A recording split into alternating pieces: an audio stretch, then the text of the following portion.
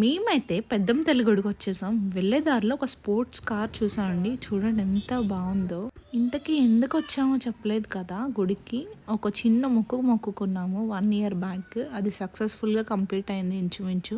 So, అమ్మవారి మొక్కు కదా ఫస్ట్ తీర్చేసుకుందాం అని చెప్పి వచ్చేసాను. రాంగానే అందరూ కాయిన్స్ నిలబెట్టి వాళ్ళ వాళ్ళ కోరికలనైతే కోరుకుంటున్నారు. నేను కూడా చాలా సార్లు అయితే నిలబెట్టాను. అక్కడ కాయిన్ నిలబడితే హ్యాపీనెస్సే వేరు.